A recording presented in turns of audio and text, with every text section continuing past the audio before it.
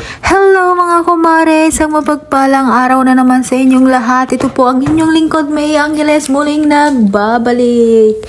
At ngayong araw nga pala, magluluto ako ng sweet and sour tilapia. At hindi sila nagsasawa sa ganyang luto kasi one time lang na ginawa ko yan. Tapos almost 3 times a week nagpapaluto sila ng sweet and sour. Kahit hindi tilapia, kahit ano pa yan. Basta kapag naisipan nila na sweet and sour ang ulamin, yun na.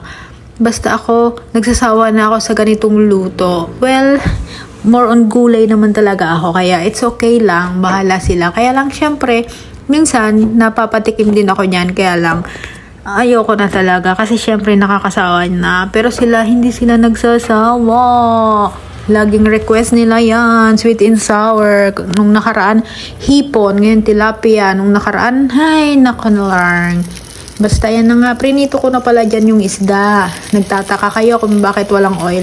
Naglagay ako ng konti-kunting oil dyan. Kunti lang kasi talaga sila maglagay ng oil pag nagpiprito. Hindi katulad nating mga Pinoy. At ayan na nga, naglagay na rin ako ng panangkap sa sweet and sour. Yan nga pala, yung parang suka na matamis. At syempre, ang ating oyster sauce. At nilagyan ko na rin ng toyo.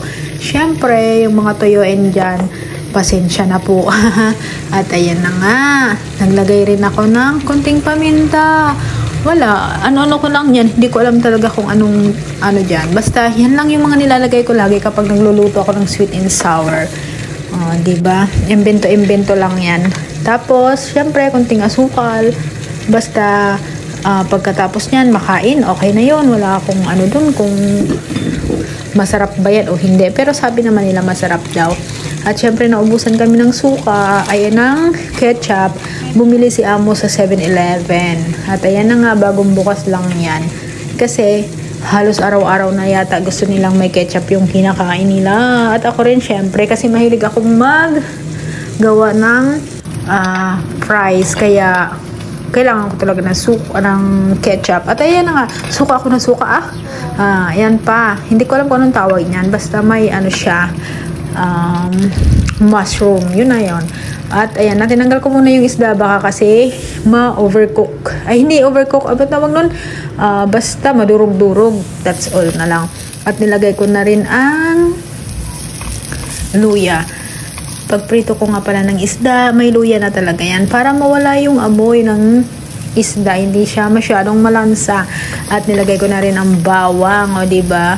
Ang tipid dito sa mantika, hindi katulad natin, diba? Pag nagpiprito, kailangan sobrang daming mantika. At nilagay ko na yung mga sibuyas na puti. Puting sibuyas lang pala ginagamit dito sa bahay. Hindi ko pa nakikita naggamit sila ng red na onions. At ayan na nga, o diba? Naglagay ako ng konting mantika kasi parang sabi ko, hindi naman maluluto tong bawang, sibuyas at luya dito sa sa pan lang, tapos wala man lang kamanti-mantika kasi hindi sila pwedeng kumain ng sobrang ma-oil. Kaya nga siyempre magaganda yung kanilang mga skin, di ba? Kasi maingat sila sa mga kinakain nila. At ayan na nga, nilagay ko na ang green pepper, green bell pepper at yellow bell pepper. Ginisa-gisa ko na rin yan dyan. Tapos ayan lang, hinalo-halo ko na pala yung yung mga sauce. Tapos inilagay ko na rin, pinakuluan ng konting minuto. Di.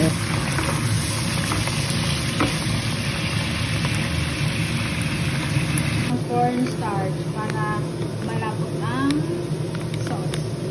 Kunti lang.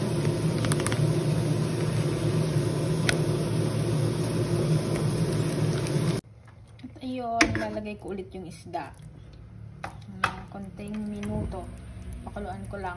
Kasi parang hindi siya natusta. At ayan na nga, natapos ko na ang aking pagmekos-mekos ng tilapia sa pan. Nilalagay ko na siya sa lalagyan para sa aming lunch. Hello, tigisa kami yan. Well, sa kanya syempre lagi yung buntot at sa akin yung hindi naman siya marunong kumain yan. Ayun, ako na lang, sinasayang niya lang kasi minsan. Tapos ayan, ang hilig-hilig ko lang mag-plating, kunyari chef tayo for today's video, diba? Lagi naman chef ang peg ng lola mo. Kasi nga, pangarap natin maging chef. Hindi rin naman natupad. Pero syempre, hindi sila nagsasawa sa ganitong luto. Ganito lagi request nila. Bakit kaya? Tansya akong, tansya. I cook fish.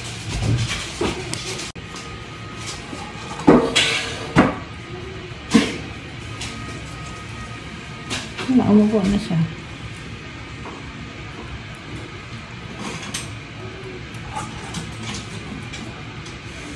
Gutom na yata. Kawawa naman. You hungry na? Yeah.